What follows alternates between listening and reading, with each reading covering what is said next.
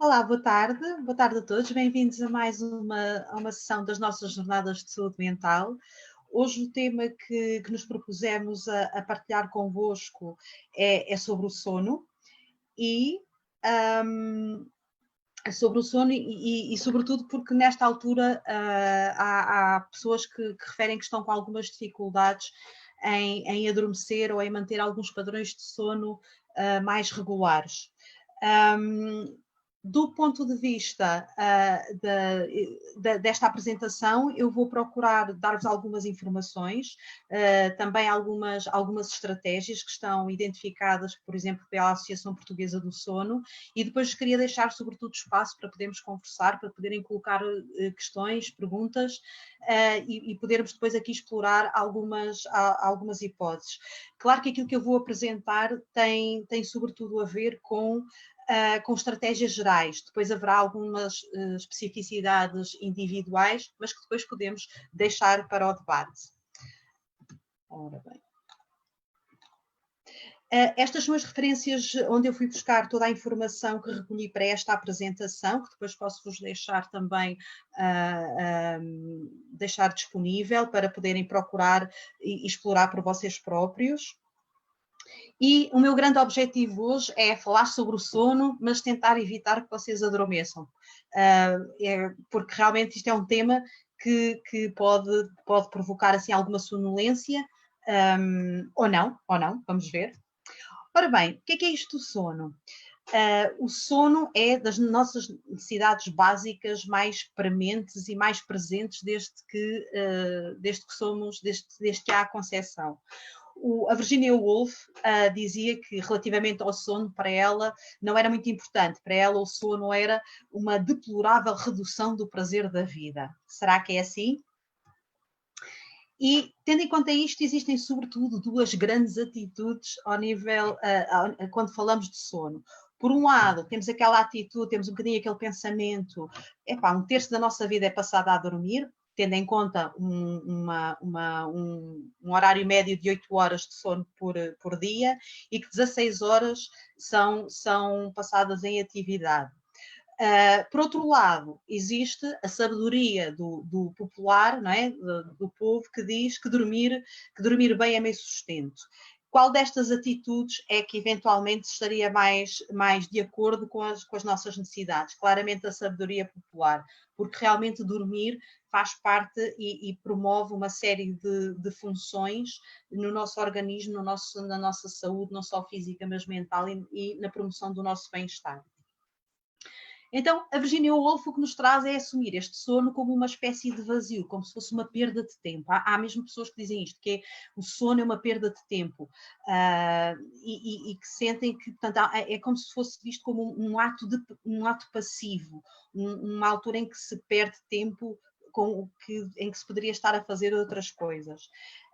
Como se fosse uma coisa em que ligamos, desligamos e voltamos a ligar, ou seja, em ciclos contínuos de 16 horas, 8 horas de sono, em média, como se isto fosse assim. No entanto, isto é completamente falso. Aliás, se não houvesse sono, o tal prazer que a Virginia Woolf nos fala era completamente impossível. Porquê? Porque a privação de sono, o não dormir adequadamente, tem uma série de consequências no nosso organismo. Algumas delas nós temos vindo a sentir, se calhar de forma mais presente, agora desde a altura do confinamento. Algumas dicas, algumas ideias gerais que vão surgindo nos vários documentos que tratam sobre esta questão do sono, que era algo que não era investigado anteriormente, era uma coisa que não se dava muito, não se valorizava muito. Atualmente já vão existindo alguns estudos, nomeadamente teses de doutoramento, dissertações de mestrado, que vão especificamente perceber a relação do sono, e mesmo até dentro da população portuguesa, que tipo de sono é que nós vamos tendo. Algumas das considerações que fazem, algumas das conclusões que fazem os nossos investigadores, é que, por exemplo, nós em Portugal somos dos países em que nos deitamos mais tarde, nomeadamente no verão, e que nos levantamos normalmente à mesma hora dos outros, ou seja, dormimos menos. E ao dormir menos isto tem algumas implicações, como se nós pudéssemos depois ter o mesmo ritmo, ou quiséssemos ter o mesmo ritmo ao longo do dia, dormindo menos. Não é bem possível. Por outro lado, também a questão do exercício físico. Uma das coisas que vamos ver um bocadinho mais à frente é que uma das dicas, uma das estratégias para a nossa higiene de sono é a questão do exercício. No entanto, com a correria que é o nosso dia-a-dia, muitas vezes fazemos exercício em ginásios à noite. E dizem os investigadores que não é boa ideia realmente fazer isto, e sobretudo em ginásios altamente iluminados. Porquê? Porque esta questão da luz é aquilo que nós somos animais diurnos, como diz a doutora Teresa Paiva, que vos vou mostrar mais à frente, mas o que é um facto é que ao sermos animais diurnos maioritariamente, faz com que tudo o que seja iluminação nos prolongue o tempo de estarmos acordados, ou seja, retira-nos o tal tempo de começar a relaxar. E normalmente indica-se que devemos ir diminuindo esta atividade calmamente até à hora de ir para a cama. Habitualmente o que é que nós fazemos? Falo por mim, estou a trabalhar, a ler, a ver um filme, uma série até mais tarde e depois estou à espera que o meu cérebro desligue de um momento para o outro para conseguir dormir e nem sempre é possível. Por outro lado, as questões, às vezes questões que surgem também sobre o adormecer no sofá. Isto depois tem a ver com idades diferenciadas ou também o nosso cansaço, mas defenda que realmente não é nenhum crime adormecer no sofá e às vezes é um bocadinho aquele primeiro sono, mas que fazê-lo de uma forma regular que não é nada boa ideia. Outra das coisas também que tem vindo a ser faladas é estas questões do acordar à meia da noite. Há um mito que diz que nós temos que dormir não sei quantas horas seguidas, mas há quem diga que isso não é bem verdade. Não tem problema nenhum acordar à meia da noite, mas o que acontece muitas vezes é que depois pode haver para algumas pessoas a dificuldade de voltar a adormecer. E isso sim costuma ser um problema que as pessoas referem com alguma frequência. Depois o Júlio Machado Vaz diz que, que a nossa própria atitude também tem muita influência na forma como nós adormecemos ou tentamos adormecer. Ele até fala numa coisa que eu achei interessante, que ele chamou-lhe insónia hipocondríaca, em que ele diz que e que se calhar isto é válido para outras coisas na nossa vida, que se nós vamos para a cama já convencidos que vamos dormir mal, pronto, a probabilidade de dormir mal é muito maior do que não dormir mal. Portanto, ou seja, nós já vamos com a predisposição atitudinal de que as coisas vão correr mal. Acho que também isto costuma acontecer também, como vos disse, noutros aspectos da nossa vida, nomeadamente agora com a questão das avaliações. Se achamos que uma frequência nos vai correr mal logo à partida, é como se atirássemos logo a toalha ao chão, se nem sequer acreditássemos que era possível ir retirar dali alguma coisa. Uma das grandes investigadoras em Portugal, a quem eu fui buscar e recomendo-vos lerem algumas coisas se estiverem interessados sobre esta temática, é a doutora Teresa Paiva. É de facto a pessoa incontornável na sociedade portuguesa que mais se tem dedicado há muitos anos a esta parte, sobre estas questões do sono. E eu fui buscar algumas questões que eu penso que poderão ser úteis depois para o nosso debate a seguir. Por exemplo, como saber se está a dormir o tempo certo. É assim, o que ela refere é que realmente se acordarmos bem dispostos, estamos a dormir o essencial. Isto porque às vezes também há aquela questão, mas quantas horas é que eu devo dormir? Depende um bocadinho de pessoa para pessoa, há uns números médios, mas também depende um bocadinho de pessoa para pessoa e sobretudo também ela refere aqui outros fatores, por exemplo, o que é isto do dormir o que se precisa, que isto também tem a ver com as alturas do ano, as alturas de se estamos mais cansados, menos cansados, tem um bocadinho a ver com isso. Depois também tem a ver com os horários regulares. Ela refere muito a esta questão de não se levar o telemóvel para a cama, se desligar os ecrãs algum tempo antes de dormir. Depois fala um bocadinho na questão da preguiça. Se esta questão da preguiça, de nos sentirmos alguma preguiça de manhã, aquela dificuldade em nos levantarmos, em acordarmos, se isto é comum, se não é, e se é bom, se é mau. E ela diz que a preguiça faz bem e que faz parte da vida, ser um bocadinho preguiçoso. Ou seja, porque é isso que nos dá os tais sinais do corpo, a necessidade de o espreguiçar. Ela fala mesmo na própria entrevista e em alguns documentos que ela tem, que o espreguiçar é ótimo para acordar devagarinho, ou seja, não passarmos de um estado de estar de estarmos a dormir, para passar de repente a estarmos completamente acordados e a termos que responder a estímulos quase, como se costuma dizer, a 100 à hora. Portanto, ela diz que é importante ouvir esses sinais do corpo e que essa dificuldade também pode querer dizer que se está a dormir de menos naquele momento das nossas vidas. Por outro lado, as questões das diretas, que é sempre uma questão que eu acho que acontece com muitas pessoas, é esta questão, então, mas se eu tenho que fazer uma direta, às vezes para fazer algum trabalho, etc., o que é que se deve fazer a seguir? Se deve esperar, se não se deve esperar? Ela fala, e é o que ela diz, ela também diz que cada caso é um caso, mas que ela, em geral, não aconselha, não aconselha o fazer uma direta, essa é logo a primeira. E depois, a não ser que, como ela diz, que esteja alguém doente ou se vá salvar alguém, ou pessoas, por exemplo, que trabalham por turnos, não é? Pronto, aí são questões um bocadinho diferentes. No entanto, ela diz que pessoalmente prefere fazer essa privação completa e esperar pela noite, mas também é o que ela diz, depende um bocadinho das características de cada pessoa. Isto no sentido de voltar a regular o ritmo e o ciclo circadiano. Depois, qual é a importância do espaço no sono? Há pessoas que são mais sensíveis a esta questão do espaço, ou seja, o local onde se dorme. Se tem mais almofadas, se tem menos almofadas, se é um colchão mais fofinho, se é mais duro, pronto. Se tem televisão, se não tem. Pronto, ela diz que isso também depende muito de cada pessoa e que, essencialmente, as pessoas devem dormir num sítio onde se sintam confortáveis e que gostem. Geralmente, ela diz que não aconselha quartos com cores mais escuras e que às vezes muitas almofadas também são potenciadoras de mais alergias. Portanto, a ideia é que realmente esta sensação de conforto e sempre que possível tentar tornar o espaço onde dormimos o mais familiar para nós possível. Depois a questão das regras, uma das coisas que se colocava e que se coloca muitas vezes é esta questão das regras, se é necessário haver uma regra específica para dormir. O que ela fala muitas vezes é que nós temos relógios biológicos e isto implica que a regularidade seja importante, a rotina seja importante. E vamos ver um bocadinho mais à frente, quando falarmos em estratégias de sono nesta fase do Covid, realmente a rotina é provavelmente a regra essencial. Porque ela diz que, obviamente, que há alturas em que se calhar nós temos que ir um bocadinho para além dos nossos limites, não é? Ou esticar um bocadinho os horários de estudo, etc. Mas, por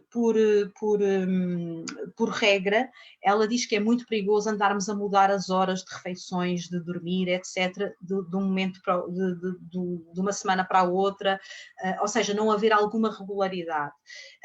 E ela, é engraçado que ela diz uma coisa que esta função do sono, ao contrário, por exemplo, de outras funções do nosso organismo, é uma função que está muito bem organizada, ou seja, ela diz que o nosso organismo está habituado, por causa das questões da luz e daí a luz solar ser tão importante, está habituado a estar regulado desde o início da humanidade, estar regulado para a luz do sol. Portanto, que muitas vezes, mais do que estarmos a forçar os nossos sonos, que é adaptarmos os nossos sonos também ao ciclo biológico do próprio dia, exatamente por causa disso. No entanto, ela diz que, como nem sempre deixamos, que é isto que é um dos grandes fatores que causam insónias, ou seja, estas alterações.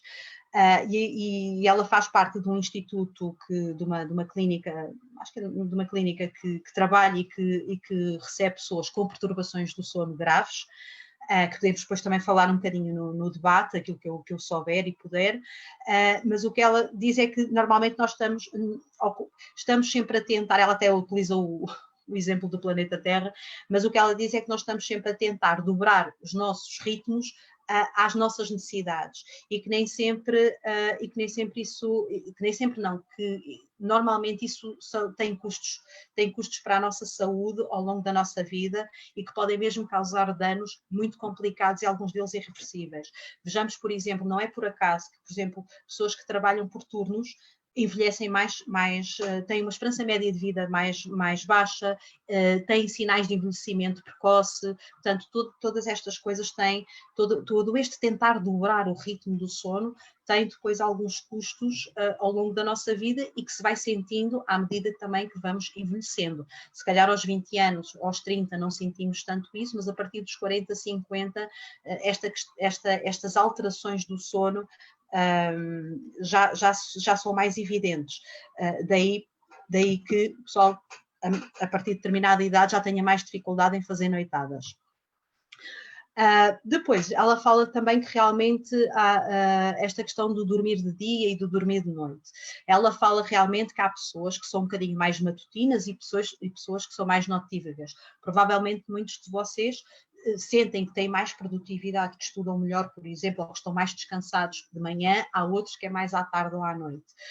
Agora, o que ela diz é que, por sistema, a pessoa deitar e ir dormir depois das 2 da manhã, que pode ser, invariavelmente vai causar alguns danos, e também levantar sistematicamente às 4 da manhã, ou seja, o que ela fala é sobretudo as questões da luz do sol. Ela diz que realmente, que atualmente, e isto são dados de 2019, de final de 2019, que estamos a ter, a população portuguesa está a ter falta de vitamina D, e isso tem depois consequências no nosso humor, no nosso ânimo, na nossa motivação. E ela diz que quando depois trabalha com doentes que têm perturbações de sono, isto é muito evidente, porque lá está, os nossos ritmos, nós saímos de manhã muito cedinho, falamos de manhã, às vezes saímos de noite, não é? Para as nossas atividades, para os nossos afazeres, e muitas vezes chegamos à noite também, já depois do sol se pôr, já depois do tal ginásio também feito à noite, em que, ou seja, mantemos mesmo até durante o dia fechados em sítios onde não temos às vezes a luz natural suficiente. Ou seja, vivemos sempre com luz artificial, e isso tem claramente impacto na nossa regulação biológica do nosso sono. O que ela também, que lhe perguntavam realmente, e nós andamos sempre à procura de soluções mais milagrosas, entre aspas, mas eu preciso dormir, como é que eu posso dormir bem? Ela diz que não é um processo que se consiga de um dia para o outro. O que ela refere claramente é que é essencial começar logo de manhã a apanhar algum sol, que sempre que as pessoas puderem e tiverem a oportunidade, poderem fazer pequenas caminhadas para apanhar sol, e que ela diz que é o melhor antidepressivo que existe.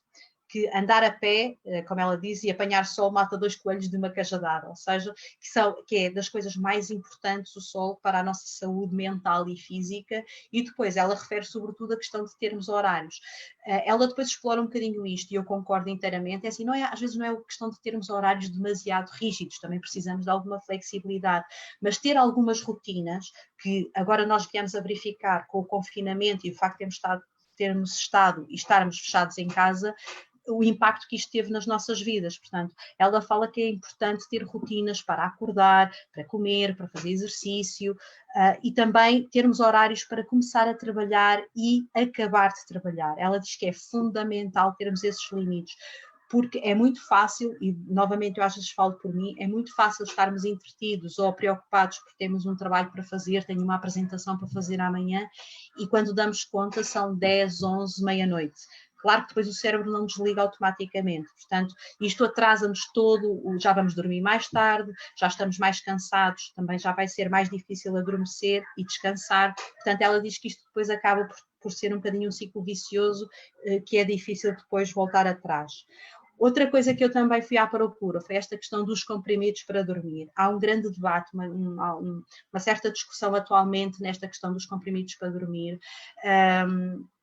Uma notícia que eu vi no final da semana passada foi que o consumo de comprimidos para dormir com e sem receita médica aumentaram, e antidepressivos, etc., aumentaram nestes meses, sobretudo no mês de abril, assim, uma coisa na ordem dos 200% pelo menos, e isto tem depois algum impacto nas nossas vidas, obviamente.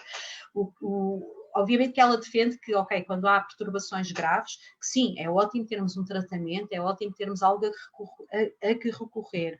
No entanto, ela refere que a maior parte das perturbações de sono se resolvem muito mais sem comprimidos, ou seja, com estratégias, com práticas, no fundo com exercícios, do que com esta tomada dos comprimidos. E realmente acho que tem sido um gasto enorme em termos de aquisição com e sem receita. E ela o que diz mesmo é que o essencial na insónia é irmos modificando algumas crenças relativas ao sono e nos nossos estilos de vida. No fundo não é nada que nós já não tenhamos ouvido e ao mesmo tempo podem dizer assim, pois, mas isso é uma coisa óbvia e é simples. É simples, mas o que é um facto é que nós temos imensa dificuldade em alterar os nossos estilos de vida, em sair dos nossos hábitos que já vêm desde há anos e alterar estes estilos de vida para termos mais qualidade de vida. Trago-vos também algumas regras de sono em tempos de pandemia. Isto é indicado pela Associação Portuguesa de Sono, que vos convida a consultar o site, que está bastante interessante e que tem lá outros materiais e até questões mais específicas de algumas perturbações do sono. E eles falam sobretudo duas grandes linhas. Uma delas é tentarmos fazer um esforço para distinguir aquilo que conseguimos controlar e aquilo que está fora do nosso controle. Ou seja, há coisas, nomeadamente o comportamento dos outros, as atitudes dos outros, nós não conseguimos modificar, mas as nossas podemos ter algum controle, podemos decidir o que é que queremos fazer ou o que é que para nós é importante. Claro que também podem dizer assim, sim, mas isso às vezes é mais fácil dizer do que fazer. Óbvio, claro que sim, mas o que é um facto é que nós já vamos tendo algumas orientações, nomeadamente, por exemplo, neste caso do sono, por exemplo, da associação, e que requer também um bocadinho de esforço e um bocadinho de resiliência da nossa parte, se eu já sei que se eu quiser... Por exemplo, se eu quiser fazer uma corrida, eu não vou conseguir fazer bons tempos se não treinar. E o que eles referem é que o sono, os hábitos comportamentais também requerem algum treino e alguma paciência. Claro que o sono, quando não dormimos bem, ficamos mais irritadiços, alterações de humor, temos mais dificuldade em pensar e em relaxar. Por outro lado, tentar também dormir o número de horas que considerem para cada um de vós que seja suficiente. Em média, um adulto, ou seja, uma pessoa com mais de 18 anos, deve dormir entre 7 a 9 horas. Claro que há pessoas que dormem, precisam de um bocadinho mais, pessoas que sentem que precisam de um bocadinho menos. Mas, em geral, na população em geral, deverá ser entre 7 a 9 horas. Claro que e eles falam que em tempos de pandemia esta regularidade é ainda mais importante do que nunca, para que o organismo sinta, espera lá, isto está tudo assim um bocadinho a mudar, mas há aqui coisas com as quais eu posso confiar, que são os meus padrões, aquilo que eu me sinto bem.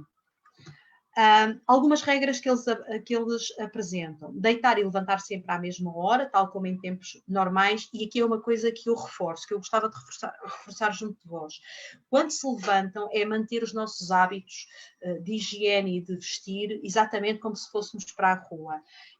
Uma coisa obviamente não vem mal ao mundo, ao fim de semana, ter uma manhã em que a pessoa gosta de estar mais descontraída, ver uma série, dormir um bocadinho até mais tarde, andar de pijama a manhã toda, não tem problema nenhum.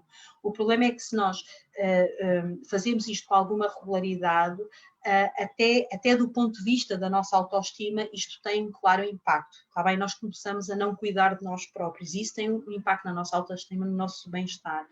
Por outro lado, referem também que é importante, sempre que possível, aproveitar ao máximo a luz da manhã, mesmo quando estamos em casa. Se tiverem a oportunidade, acredito que às vezes não seja fácil, mas se tiverem a oportunidade de ter uma janela, de estar numa janela, abrir uma janela, apanhar um bocadinho de sol, vai fazer a diferença.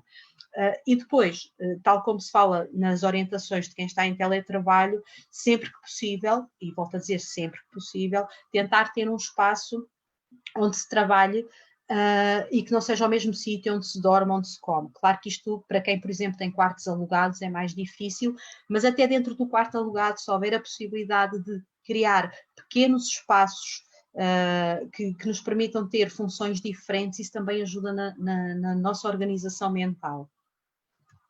Por outro lado, alguns exercícios físicos que se podem fazer em casa, Claro que agora com o desconfinamento e apesar, obviamente, dos receios que as pessoas vão tendo, que é perfeitamente natural, se puderem ir saindo com todas as precauções, nem que seja para fazer uma caminhada de 20 minutos, meia hora, era ótimo. Até porque estamos há muito tempo fechados em casa, isto em termos de saúde mental não é bom. Portanto, se tiverem ao pé das vossas casas, do espaço onde estão, a possibilidade de fazer pelo menos uma caminhada onde até eventualmente não se cruzem com pessoas ou não se cruzem com muitas pessoas que permita manter o tal distanciamento, era bom, até para começarmos também a pôr o nosso organismo, o nosso corpo a mexer. Depois, a questão do horário habitual das refeições. Claro que, pelo que eu me tenho apercebido, o mais difícil são as manhãs, ou seja, há uma grande parte de pessoas que estão a juntar, no fundo, saltam o pequeno almoço e quando acordam vão logo para o almoço. É assim, uma vez por outra não tem problema, mas se conseguissem de alguma forma manter a regularidade do pequeno almoço, que é uma das refeições mais importantes do nosso dia a dia, era essencial. Depois também se fala um bocadinho da questão de termos jantares mais leves, refeições mais leves à noite e não muito chegadas à hora de dormir. Isto tem algumas, existem aqui algumas dificuldades, por exemplo, nas pessoas que estão em mestrado na nossa faculdade, que têm normalmente as horas das aulas são pós-laboral, das 6 às 9, das 6 às 10, por aí afora.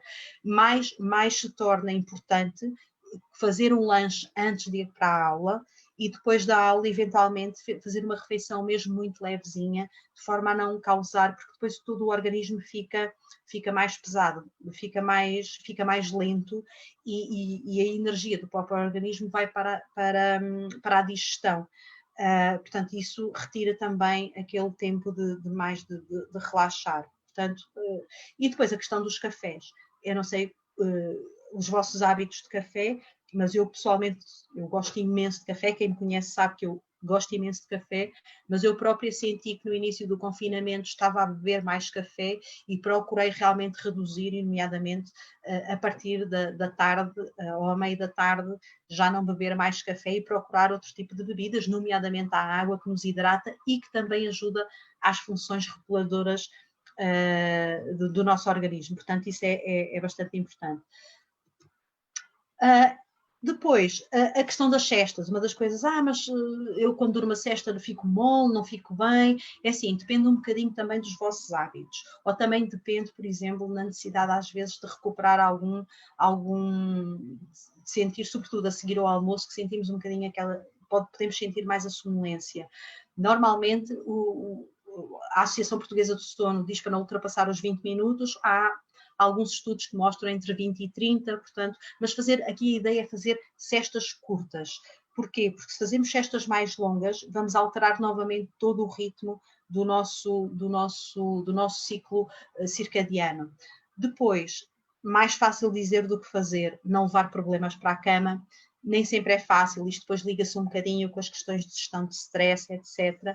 Mas as tais técnicas de relaxamento, ou aquilo que se falava nas jornadas anteriores, no tema da gestão diária da quarentena que vimos nas jornadas anteriores, ou até criar o diário da pandemia, ou seja, criar um espaço onde se possa, ou conversar com alguém, onde se possa também deixar um bocadinho essas questões e dormir e ajudar-nos a dormir sobre o assunto.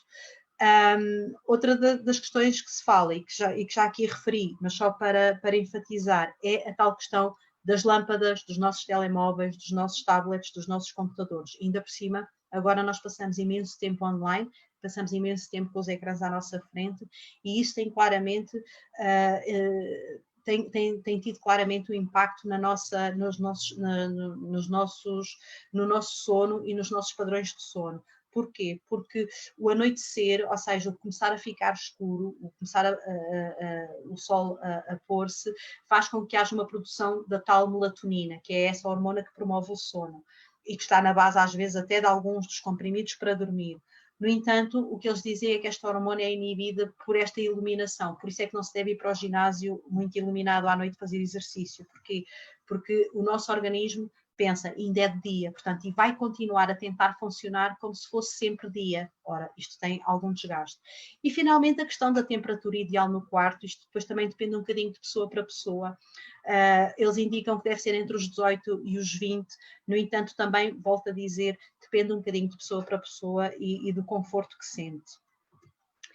A Associação Portuguesa, eu quando estava a fazer algumas pesquisas, deparei-me com este questionário, e se algum de vós quiser participar, por favor, procure, porque eles estão mesmo a fazer um estudo sobre estas questões do sono e o impacto que isto tem nas alterações dos nossos ritmos biológicos. Portanto, se quiserem participar, acho que será interessante até ter uma amostra com as vossas características. Vou agora só pôr-vos aqui uma coisinha, mesmo para finalizar. O sono é essencial para a nossa saúde e bem-estar. É uma função natural e básica que é sujeita à evolução ao longo dos vários períodos da vida. O sono obedece a 2 processos: ao ritmo circadiano, regulado por relógios biológicos em ciclos de 24 horas, e à homeostasia do sono, a bateria do nosso organismo. Os relógios biológicos organizam o nosso dia em 24 horas, atribuindo processos específicos a determinados momentos do dia, como por exemplo dormir. De dia, a nossa propensão para dormir diminui, tendemos a ficar mais alerta. O inverso ocorre de noite. Já a homeostasia do sono compreende todas as funções necessárias para a manutenção do nosso organismo. Quanto mais tempo ficarmos acordados, mais bateria gastamos e mais se acumula a necessidade de a recarregar, de dormir. Dormimos quando os 2 processos estão mais distantes, ou seja, quando o ritmo circadiano indicar que é o momento de dormir e quando a homeostasia do sono indicar necessidade de repor energia. Pelo contrário, acordamos quando os 2 processos se cruzam. Este ciclo repete-se cada 24 horas. Durante o dia, o nosso organismo está exposto a múltiplos estímulos, como alimentação, exercício físico, interações sociais e informação. À noite sentimos-nos cansados, mas se dormirmos bem, no dia seguinte acordamos prontos para mais um dia.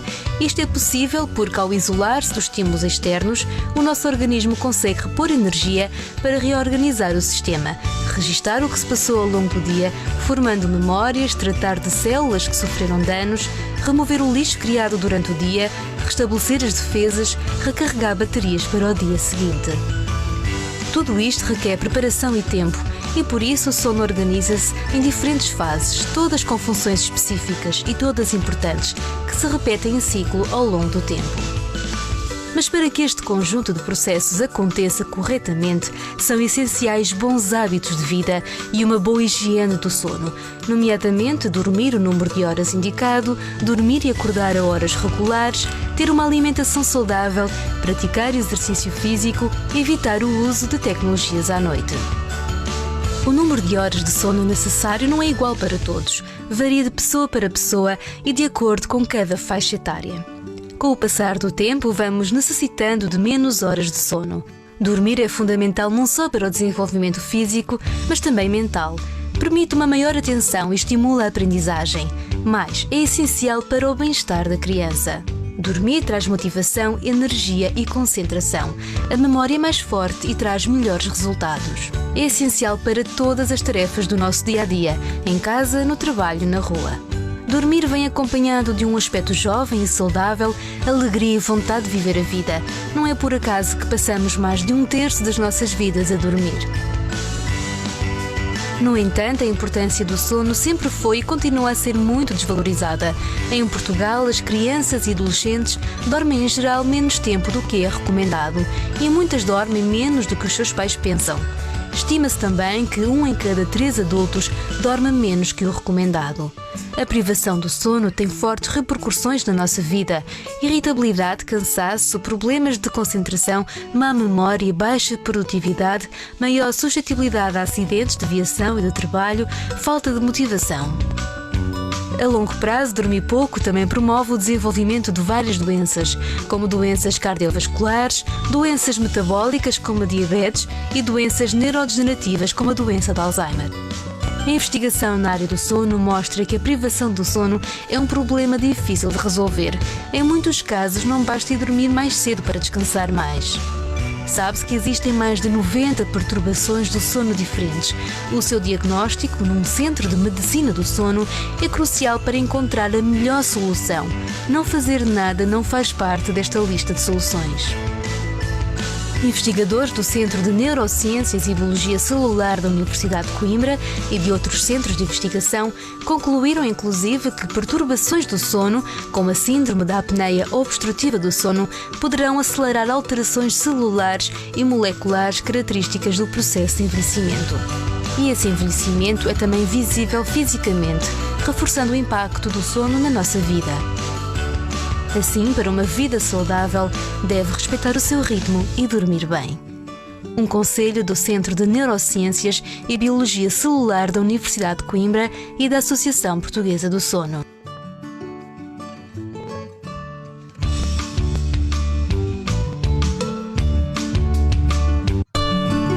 Obrigada. E agora estou disponível para as vossas questões, perguntas, comentários, sugestões. Estejam à vontade.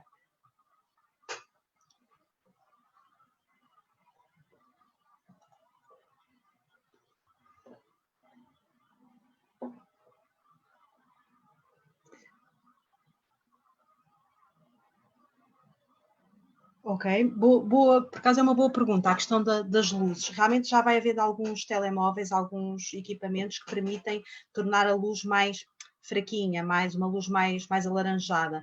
No entanto, qualquer tipo de luz tem sempre algum impacto no nosso adormecer. Há pessoas que são mais sensíveis do que outras, portanto, por exemplo, há pessoas que precisam só conseguem dormir, por exemplo, se o quarto estiver completamente escuro. Há pessoas que precisam de pelo menos ver, nomeadamente algumas crianças, por exemplo, precisam às vezes de algumas luzes de presença para se sentirem mais seguras. Mas sim, quanto mais suave for essa luz, melhor, claro que sim.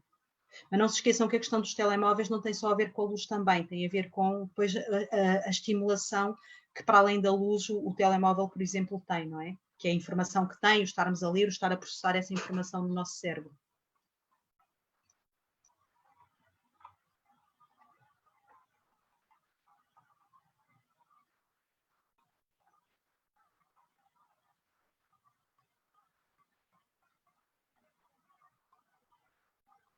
Okay? Algum comentário, alguma questão?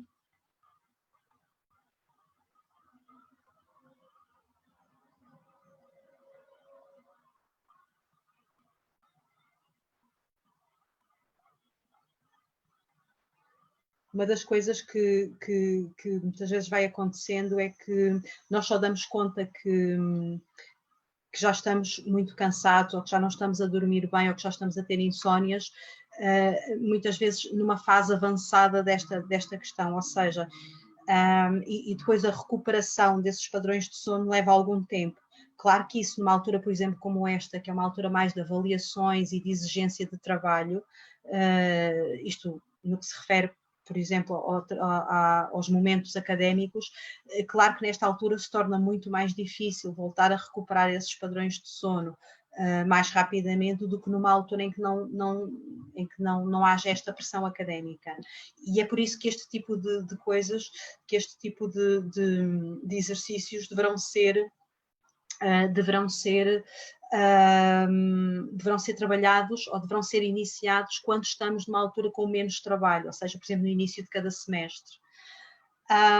Ok, outra pergunta. Se existe algum estudo que faça uma análise de dormir em excesso? Sim, há alguns estudos. Eu depois posso, se deixarem aí o e-mail, ou se me quiserem enviar um e-mail para o e-mail dos serviços de psicologia, eu posso fazer chegar alguns estudos desta questão do dormir em excesso, que muitas vezes estão associadas, claro, a outras problemáticas ou outras doenças que sejam associadas, ou até algumas perturbações de sono. Uma das mais conhecidas é a narcolepsia, que não é bem o dormir em excesso, mas que se pode aproximar, entre outras coisas, mas sim, posso fazer chegar. O impacto mais negativo da falta de sono no rendimento académico. Uma das coisas mais imediatas, por exemplo, é as brancas. De certeza que já vos aconteceu quando às vezes a pessoa está sem dormir o suficiente, queremos produzir, por exemplo, um texto, um pensamento e dá-nos brancas, parece que ficamos à procura, por exemplo, das palavras ou do vocabulário adequado e torna-se muito mais difícil ir buscar essa palavra, ou seja, no fundo a memória fica claramente afetada, é uma das coisas que fica mais afetada com a falta de sono. E obviamente que isso depois tem implicações no rendimento académico. Ok. Pronto, esta questão como eu falava um bocadinho, assim, esta questão do acordar à noite. Há quem defenda, isto depois também depende, não é depende do autor, mas depende um bocadinho também dos estudos que estão por detrás. A maioria das pessoas, ou pelo menos algumas pessoas conseguem acordar e, por exemplo, ou porque têm que ir à casa de banho, isto, por exemplo, acontece com pessoas, à medida que envelhecemos, conseguir aguentar uma noite inteira sem ir à casa de banho torna-se mais difícil. E, por exemplo, as pessoas mais idosas queixam-se um bocadinho disto. Normalmente, o acordar à meia da noite pode ter a ver ou com tem a ver com aqueles ciclos que nós vimos no filme. E quando estamos a terminar um ciclo é quando ficamos mais próximo da consciência, ou seja, estamos na mesma a dormir, mas, portanto, qualquer coisa pode perturbar esse sono. Claro que se for alguma preocupação, ou se for alguma coisa que nos esteja, que ficou pendente do anterior, é natural que isso faça com que seja mais difícil o voltar a adormecer. Aqui depende um bocadinho da vossa... Lá está, é um bocadinho por tentativa e erro. Há pessoas que preferem ficar deitadas e deixar que o sono venha, mas isto, pronto, o que se costuma dizer que é o andar às voltas na cama. Há pessoas que preferem levantar-se e irem fazer outra coisa, beber um copo de leite quente ou um chá. Pronto, esta questão do beber ou comer durante a noite tem que ser uma coisa, tem que ser uma coisa muito, muito levezinha, porque se a pessoa também estiver com fome, provavelmente tem dificuldade em adormecer, mas não convém ser uma refeição grande, uma coisa qualquer só que no fundo sossega um bocadinho o nosso estômago. Por outro lado, esta questão depois depende, assim, o que não se deve fazer nunca é, por exemplo, levantar ou mesmo ficar deitado e a primeira coisa que às vezes nós fazemos é esticar a mão e buscar o telemóvel. Tudo o que tenha a ver com ligar luzes mais fortes faz com que o cérebro pense, ok, eu acordei, isto é para acordar, é para começarmos a funcionar. E isso torna muito mais difícil o voltar a adormecer. Portanto, tudo o que tenha a ver com luzes. Agora, pode acontecer, por exemplo, há pessoas que referem que o ler um livro ajuda, ou seja, aquele ritmo, em papel, obviamente, que ajuda, por exemplo, a adormecer. Agora, atenção com as luzes, tudo o que seja luzes torna-se mais complicado. E depois perceber realmente se há preocupações ou não que nos estão a impedir de realmente dormir verdadeiramente. Ou se, eventualmente, também há, por exemplo, se há medicamentos como os antihistamínicos que dão sonolência, às vezes também há medicamentos para outro tipo de doenças que possamos ter, que também podem ter alguma interferência ou algum impacto no nosso sono. A questão do comer à meia da noite, é assim, era como eu vos dizia, se a pessoa acorda com fome por algum motivo, pode comer qualquer coisa, não deve ser nada demasiado pesado ou diurético que faça com que, passado pouco tempo, a pessoa tenha, por exemplo, que ir à casa de banho e voltar a acordar.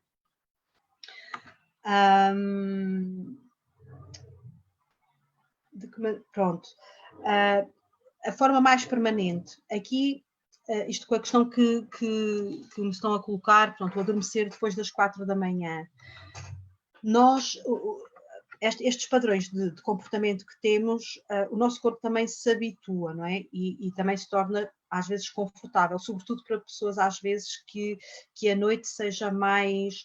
em que a pessoa sinta que a noite é mais produtiva, não é? Há pessoas que dizem que escrevem muito melhor à noite, que leem, que parece que produzem mais.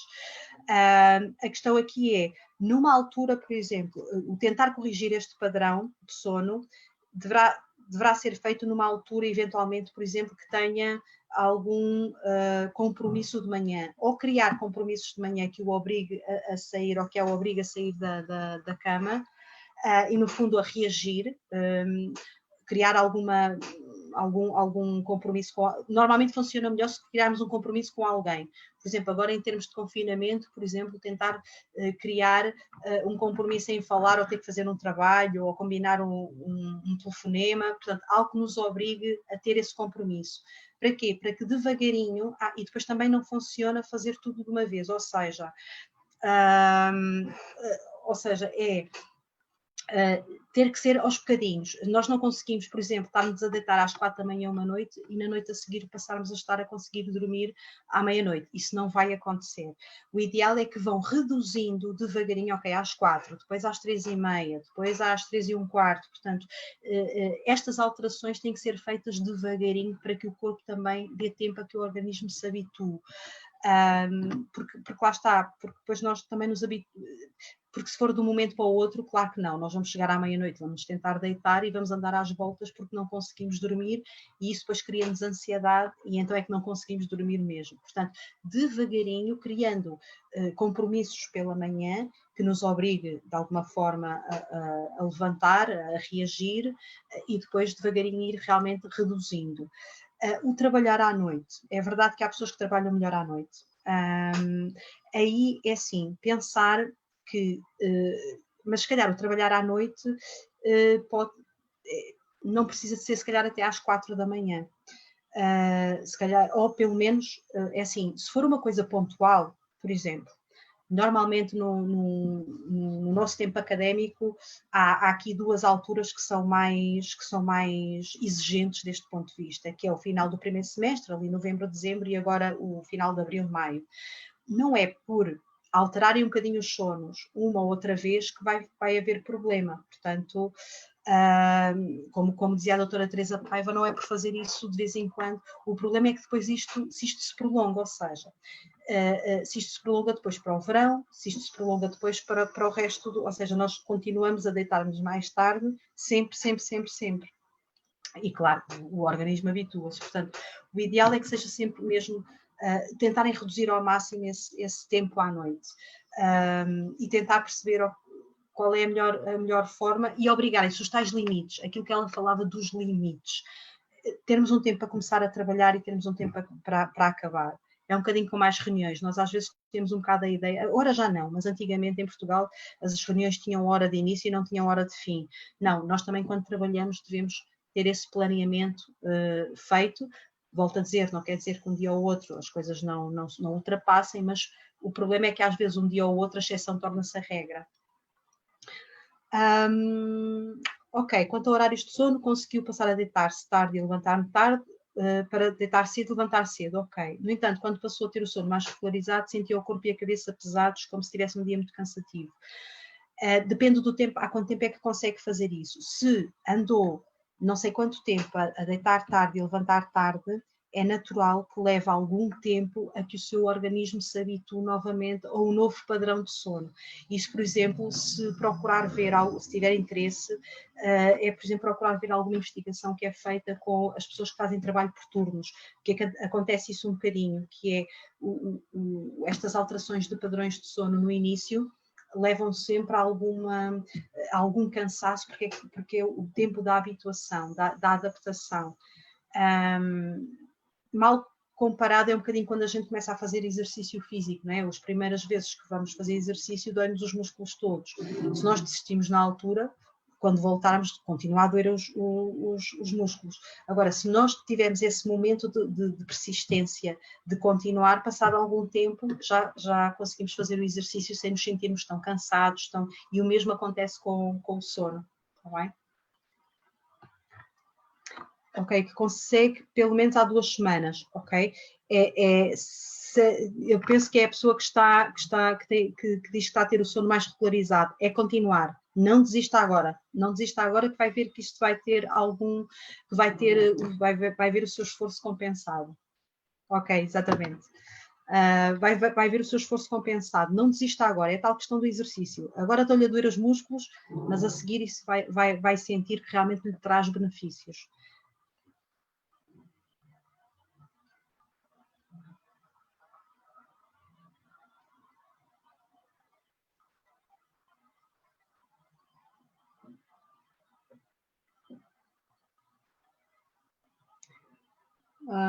Se tem consultas, tem.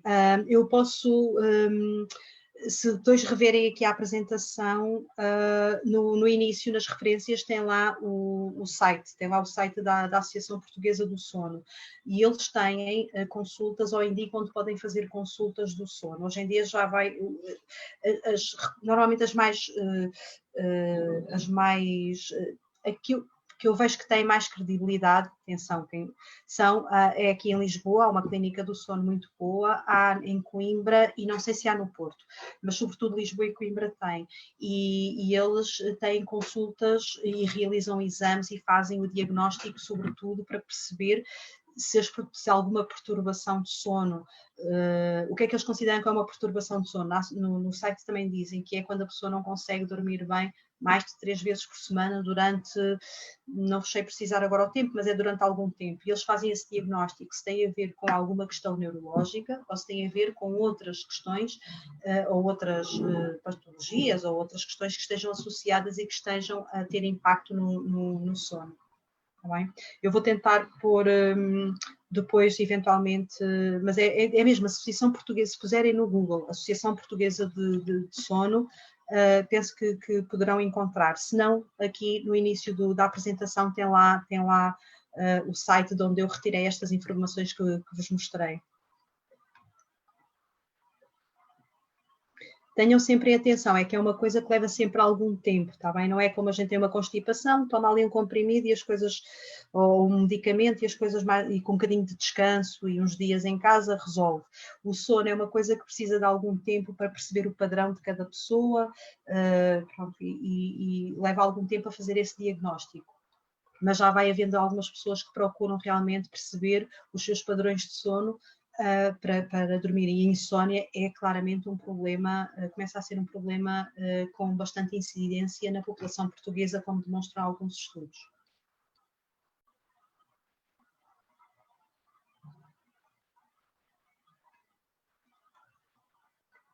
Ok.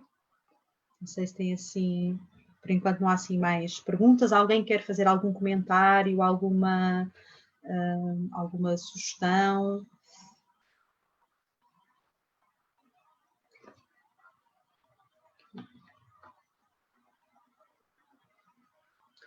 Vão surgindo pequenas questões.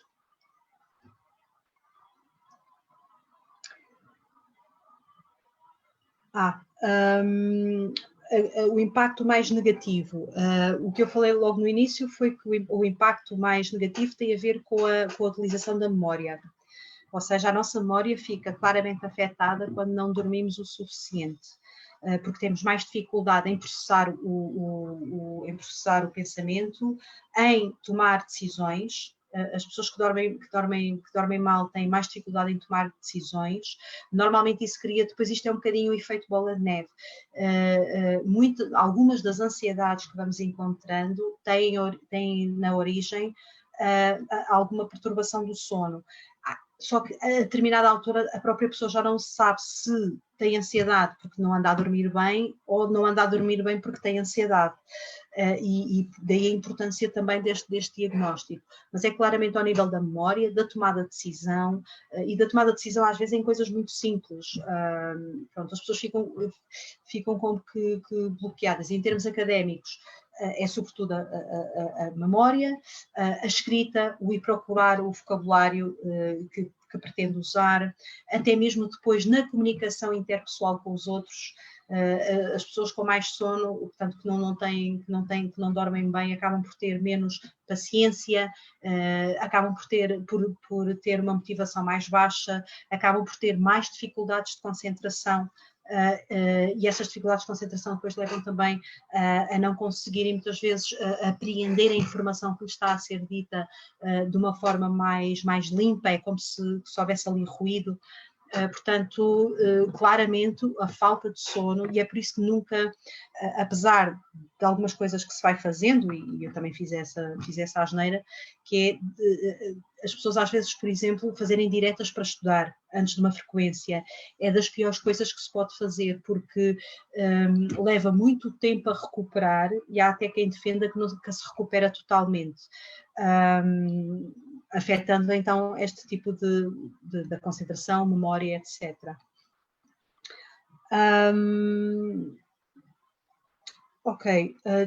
Problemas em acordar cedo, ou seja, antes do meio-dia, independentemente da hora a que se deita e o número de horas que dorme. Aqui, é assim, é uma das coisas que está indicada, até pela própria associação, é a pessoa pôr um despertador, que é uma forma um bocadinho violenta. O ideal era que nós conseguíssemos acordar naturalmente, mas nós com o ritmo hoje em dia que temos, isso não é possível. A questão é que pode ser uma sugestão, é ter aqui despertadores, mas ter um despertador que obrigue mesmo a pessoa a levantar. Para quê? Para ir conseguindo regular este padrão de sono. E porquê? Porque provavelmente aquilo que me está a dizer é que tem os seus sonos completamente desregulados, ou seja, não tem uma hora mais ou menos certa de manhã para acordar, e depois à noite também não tem tido uma hora mais ou menos regular para se deitar. Ou seja, no fundo, descontrolou um bocadinho o seu relógio biológico, e agora é fazer este trabalho inverso, que é pôr eventualmente o despertador, ou pedir a alguém que o acorde. Custa sempre os primeiros dias, porque a pessoa anda um bocado mais sonolenta, mas devagarinho vai ver que ao final, se calhar, de uma semana já consegue ir regulando esses sonos. Há aqui outra pessoa que também diz que acorda várias vezes durante a noite e consegue adormecer imediatamente. Diz que não se apercebe, no entanto, acorda às vezes quase como assustado. É assim, aí eu não sei se será o caso, mas pode acontecer. Nós às vezes, eu aconselharia realmente, eventualmente, a tentar perceber se eventualmente terá algum episódio, por exemplo, de sonambulismo ou não. Okay? E por outro lado também ajuda também a perceberem os vossos padrões de sono de quando eram crianças. Se tiverem a oportunidade de perguntar às vossas famílias como é que eram os vossos sonos em crianças, às vezes isso também ajuda a perceber um bocadinho quando os sonos já agora em adultos. Porquê? Porque há pessoas, por exemplo, que os sonhos, há pessoas que se lembram de sonhar, há pessoas que não se lembram de sonhar, apesar de nós sonharmos todas as noites. E às vezes há pessoas até que referem que os seus sonhos são tão vividos que faz com que a pessoa acorde assim meio estremunhada. Agora, eu aconselhava realmente a tentar perceber como é que eram os seus sonos quando era mais criança, e se eventualmente terá havido algum episódio ou não de sonambulismo, que pode estar eventualmente associado a alguma, ou seja, cada vez que há uma alteração ou tem uma preocupação maior, uma altura um bocadinho mais de stress, de poder eventualmente isto poder acontecer, e com que regularidade, portanto, mas isso era algo que seria interessante eventualmente investigar de uma forma um pouquinho mais pessoal. Ok, pronto. É assim, se tiver curiosidade, a questão aqui é se isto tem impacto ou não na sua vida e na qualidade de vida que tem. Se sentir que isto tem algum impacto na sua qualidade de vida, então aí acho que não perde nada em procurar realmente uma destas clínicas do sono e perceber porque é que isto acontece, porque até pode ser uma questão neurológica. Se sente que isto não tem assim grande impacto na sua vida, ou que são coisas, por exemplo, são episódios que acontecem muito esporadicamente, e se não causa qualquer tipo de insegurança, etc., se calhar aqui tentar perceber quando é que eles acontecem, se em alturas de maior stress, se não é, e aí, se for, por exemplo, em alturas de maior stress, se calhar fazer alguma técnica de relaxamento, ou então tentar gerir ir mais à procura deste stress, que depois terá impacto nesta questão do sono. Há pessoas que não se lembram de sonhar, não têm alguns livros, algumas coisas interessantes sobre isso, mas há pessoas que não se lembram de sonhar e há pessoas que se lembram muito bem dos seus sonhos. Mas é interessante. É uma área que é bastante interessante, embora eu possa procurar alguém que seja especialista nessa área, não é de todo a minha área de investimento profissional, mas há quem se dedique realmente a este estudo das questões dos sonhos, etc.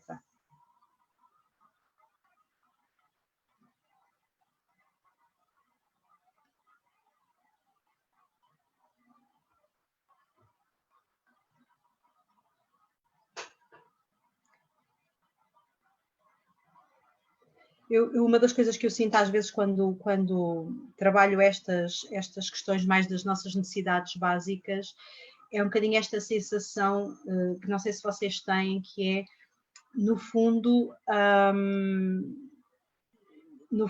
assim, o nosso funcionamento até não é muito complexo. Se nós conseguíssemos, de alguma forma, termos as tais rotinas, termos a alimentação saudável, o exercício físico, ou seja, que é válido não só para o sono, mas para outras áreas do nosso bem-estar, isto seria muito mais simples, claramente. O difícil, às vezes, é a nossa perseverança nestes comportamentos, sobretudo em alturas que nos exige maior empenho, maior esforço, maior concentração. A questão aqui às vezes é que nós, mesmo quando eu pergunto e pensem para vocês que quando, por exemplo, acabam esta fase de mais trabalho académico, se depois tiram tempo para vocês para descansar, para relaxar, ou se estamos tão habituados a andar nesta correria do dia a dia que os picos de trabalho já se transformaram em, agora está muito na moda, os tais planaltos, não é? Portanto, por isso,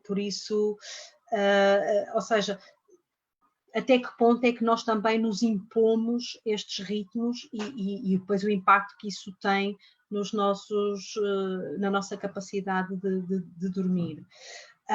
Vários casos de pessoas que falam em voz alta enquanto estão a sonhar. Sim, é uma questão relativamente comum. Como digo, eu não sou propriamente especialista na área, mas também posso procurar. Aqui a questão é... Depois aqui há as questões mais da sabedoria popular, depois as pessoas dizem assim uns mitos, mas é relativamente comum. Porque pronto, há quem verbalize de alguma forma, mas a própria pessoa que está a dormir não tem essa consciência. O importante aqui é não causar perturbação, ou seja, por exemplo, o acordar assim de forma muito brusca é algo que não deve acontecer nunca, está bem? Porque depois isto acaba por ser, a pessoa fala em voz alta, mas entretanto depois termina a fase do ciclo do sonho e a pessoa depois acalma, portanto é deixar a pessoa acalmar. Se começar a haver episódios frequentes para além disto de sonambulismo, e então é procurar ajuda médica e perceber o que é que estará por detrás disso. Porque, como dizia o próprio filme, há imensas perturbações do sono, mais de 90, como eles falavam, umas mais graves do que outras, obviamente, há coisas que são mais simples, há outras que são mais graves, portanto, se nada como a pessoa se sentir descansada e se sente que esta questão do sono está a perturbar, procurar ajuda para perceber qual o melhor diagnóstico e qual a melhor ação. a tomar.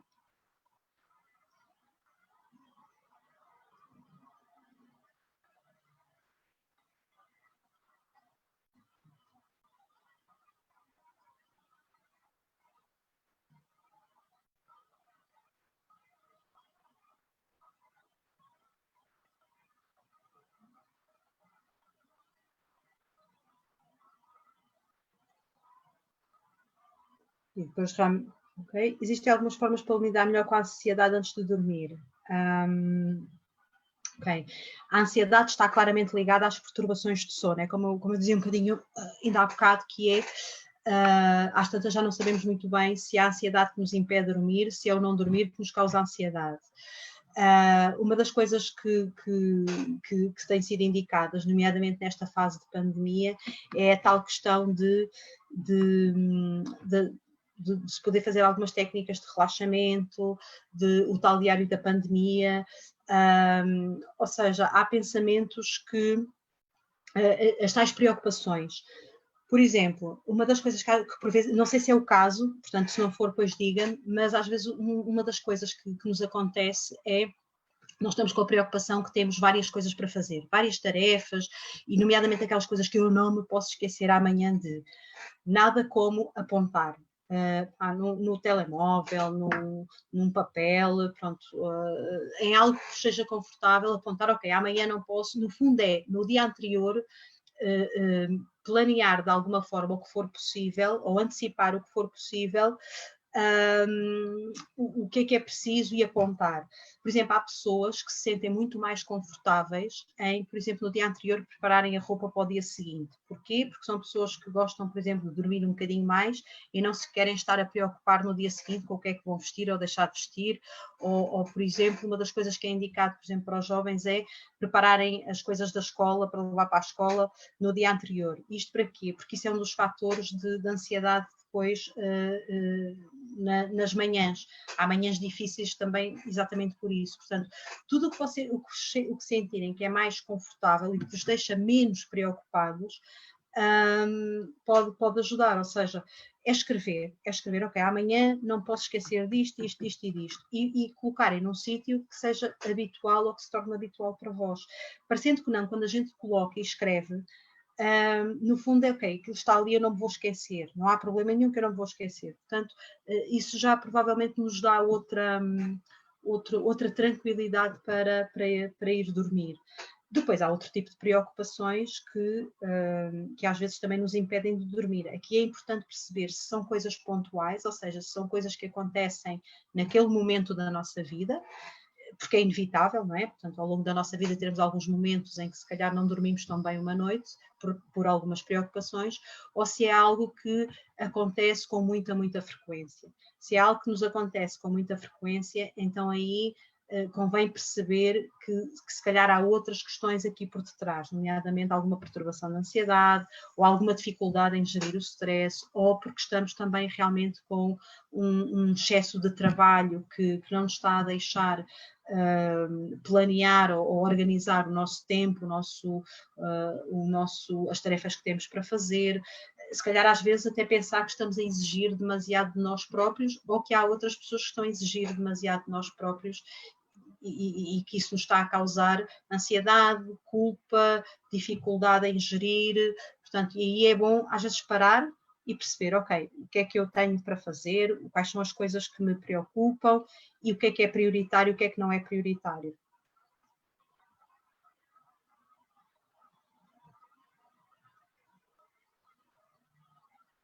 Sempre que puderem evitar os comprimidos para dormir, ouçam, é o ideal.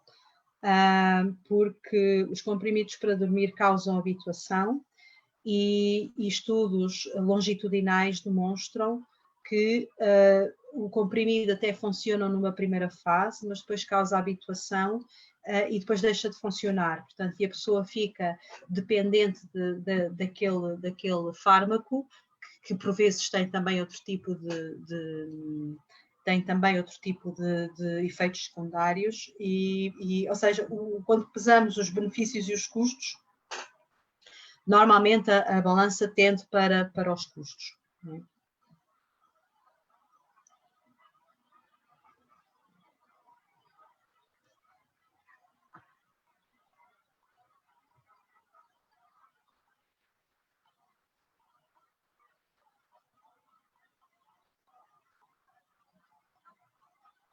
Ok, mais questões?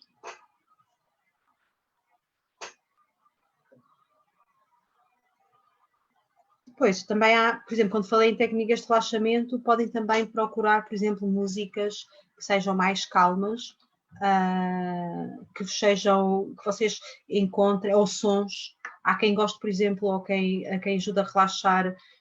Não é música que nos ponha a dormir, mas que nos ajuda a relaxar e entrar naquela fase, naquele estado de dormência que nos ajuda.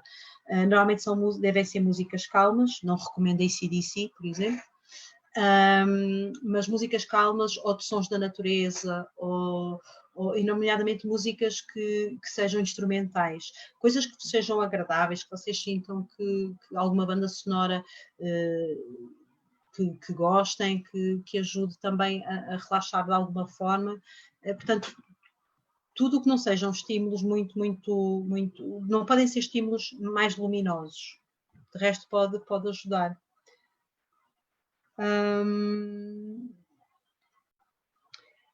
É assim, está-me a fazer a pergunta aquela pergunta que todos nós gostaríamos de ter, assim, aquela solução maravilhosa para lidar com o dia quando estamos mesmo muito cansados. É assim, se dormimos mal uma noite, é natural que mesmo até que sejamos minimamente produtivos, nós nunca vamos sentir essa produtividade, porque estamos tão cansados, ou sentimos tão cansados e em baixo, é um bocadinho aquela expressão que usamos, pá, hoje estou com umas olheiras, estou mesmo em baixo.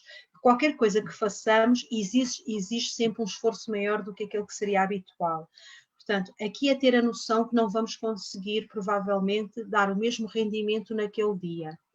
Pode ajudar, por exemplo, a perceber, ok, então no dia de hoje, o que é verdadeiramente essencial que eu dê conta, que eu consiga, que seja necessário eu fazer, e o que é que eu posso, entretanto, adiar por um dia ou dois, para que eu amanhã, hoje à noite, se calhar, até vou conseguir dormir melhor e amanhã já me sinto com outra energia.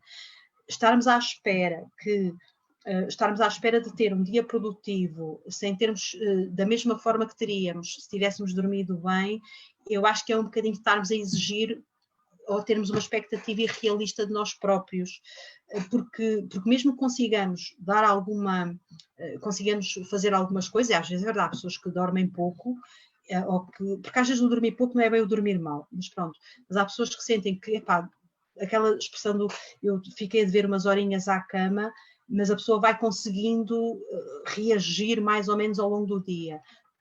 Normalmente o que acontece, e isto, por exemplo, vê-se em profissões de pessoas que trabalham também por turnos, experienciam durante o dia momentos de sonolência.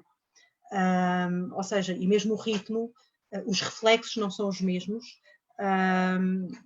Portanto, estar à espera que consigamos ser produtivos, é assim, eu acho que não é possível, está bem? A falta de sono pode causar, para além da habitual sensação de cansaço, dores de cabeça agudas e por vezes fortes, sim. Nomeadamente, uma das causas, não é uma das causas, dos sintomas, por exemplo, que pode, para quem sofre, por exemplo, de enxaquecas, que são dores de cabeça muito fortes com origem neurológica, as enxaquecas não têm propriamente cura. O que os médicos normalmente falam é que tudo o que sejam situações de stress e cansaço potenciam o aparecimento dessas enxaquecas. Portanto, é perfeitamente normal que a falta de sono possa causar dores de cabeça agudas e por vezes fortes, sim, pode acontecer. Sobretudo se este cansaço e se este não dormir for mais ou menos recorrente. O que quer dizer que que por vezes acontece, por exemplo, uma das coisas que eu noto é que, por exemplo, à medida que vai evoluindo esta altura das avaliações, normalmente as últimas avaliações as pessoas já fazem um bocadinho em esforço e até sentem que podiam ter dado mais às vezes e que até sabiam mais e que não tiveram a nota desejada, porque é o cansaço que impera, ou seja, as pessoas já estão um bocadinho a fazer as coisas em esforço, no limite. E isso faz com que muitas vezes apareçam as dores de cabeça, sim, porque é um bocadinho o organismo a dar sinal de que está cansado, está exausto.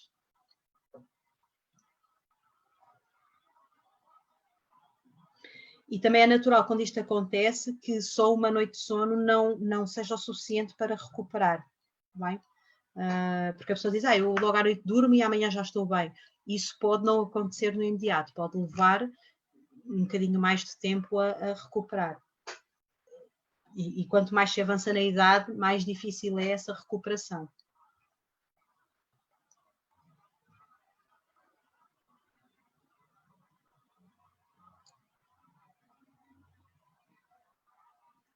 É assim, se foi uma coisa indicada pelo seu médico, não tem problema nenhum. O que lhe deu foi sobretudo a tal hormona que falávamos, ou seja, que é a melatonina, que o nosso corpo, à partida, produz naturalmente quando o sol se começa a pôr, não é? Quando deixamos de ter sol, a melatonina, que é para ajudar o corpo depois a dormir, a descansar, a dormir. Mas atenção, tal como qualquer hormona, há pessoas que têm mais dificuldade em produzir essa hormona. Porque é que isso acontece? Depois é algo que se pode tentar perceber pelo estudo de vida da pessoa. Se é realmente uma questão, por exemplo, da endocrinologia, peço imensa desculpa, ou se é, por exemplo, ou se é uma coisa mais pontual. Mas sim, mas sendo uma coisa receitada pelo autorrecetado e sendo uma coisa natural, Agora, como tudo, seria interessante perceber, e o que eu aconselharia era perceber se realmente há uma dificuldade na produção dessa hormona, por uma questão biológica, ou se é uma coisa que aconteceu agora. E isto porquê? Porque nós, ao tomarmos um suplemento hormonal, o nosso corpo, quando sente essas hormonas, diz, ok, se já existem, eu não preciso produzir. E pode desaprender a produzir essa hormona naturalmente. Se puder, eventualmente, por exemplo, também com a questão da melatonina, se puder, por exemplo, aproveitar um bocadinho aquilo que a doutora Teresa Paiva fala, que é o tentar aproveitar durante o dia o sol, não é? O sol, o apanhar sol, isso pode ajudar a que depois, quando ele desaparece, o seu corpo sinta que é necessário e comece a produzir. Portanto, para além de tomar, a minha sugestão seria perceber se realmente a falta dessa hormona é uma coisa já de si, não é? Pronto, pode acontecer. Nós às vezes há pessoas, por exemplo, que têm dificuldade em produzir outros tipos de hormonas ou até vitaminas ou segurar vitaminas, etc. Tentar perceber se é uma coisa que já vem de trás ou se é algo que foi pontual agora. Pronto.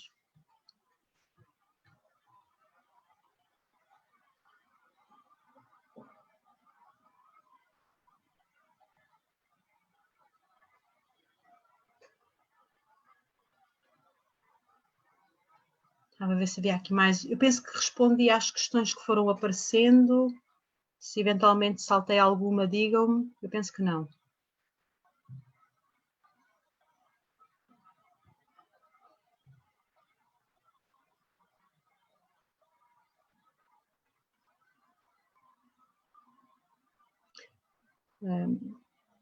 Claro que agora em tempos de pandemia e de confinamento, isto obrigou-nos não obrigou, isto foi muito rápido, isto foi de um dia para o outro, obrigou-nos a alterar aqui algumas rotinas e lá está, o nosso organismo precisa de tempo para se readaptar a uma dinâmica nova.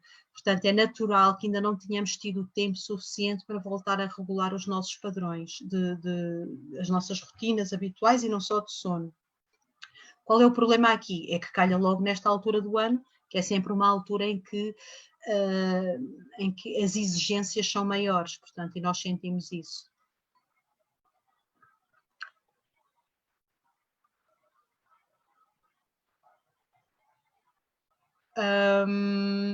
O computador em suspensão depende, é assim, o deixar o computador em suspensão, se fechar o ecrã, não tem problema nenhum. Aqui a ideia não tem a ver com deixar o computador em suspensão ou desligar.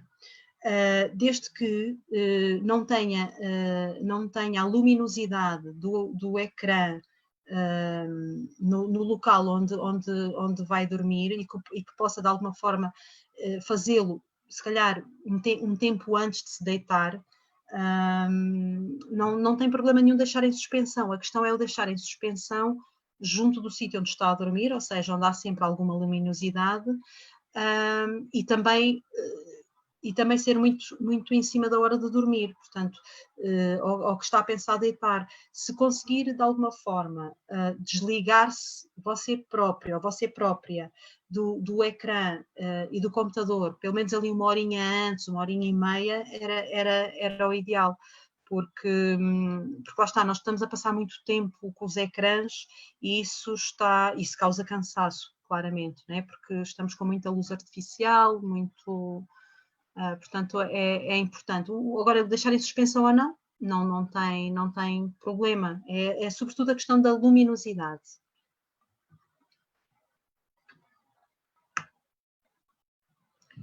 Também pode acontecer, pronto, como estava aqui a falar na questão dá-me ideia que há aqui uma questão de fuso horário.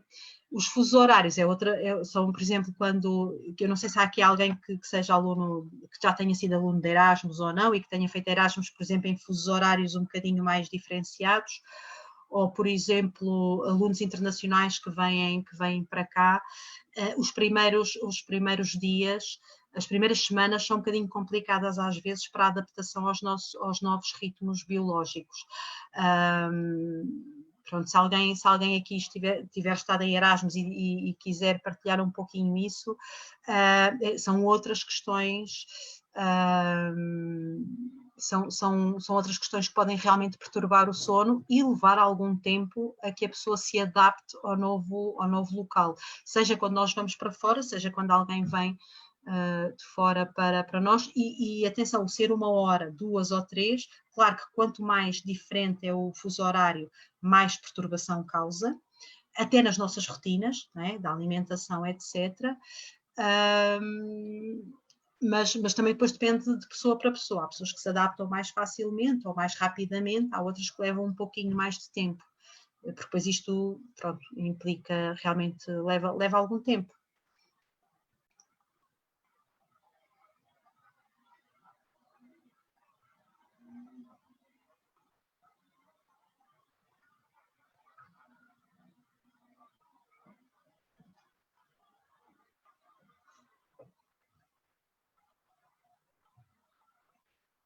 Ok. Mais alguma questão, algum comentário, alguma sugestão? Seria muito útil que fizessem chegar as vossas sugestões até de melhoria destas jornadas e das temáticas, e até de algum aprofundamento que gostassem de fazer dentro de alguma temática que já tenha sido apresentada ou que possa vir a ser apresentada. Estamos sempre disponíveis, tanto aqui os serviços de psicologia como de certeza a Associação de Estudantes, estamos abertos às vossas sugestões e comentários para poder melhor ir de encontro às necessidades que sentem e poder realmente ir à procura. O que eu não souber, vou à procura e faço chegar, não há problema nenhum.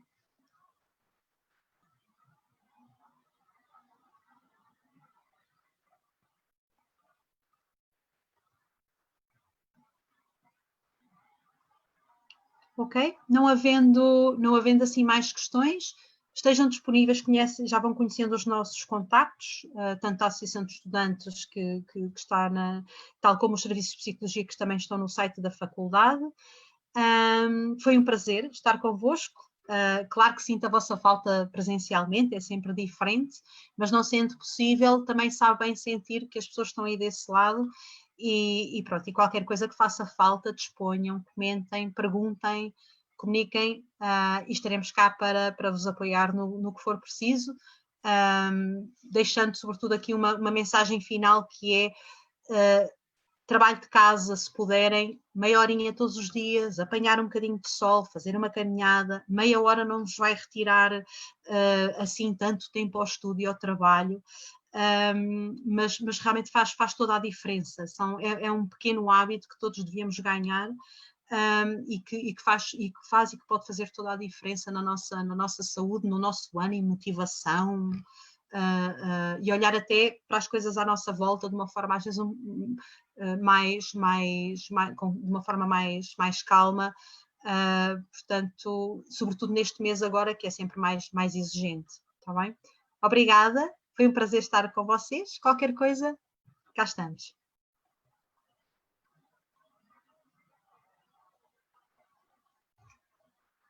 Ok. Obrigada então.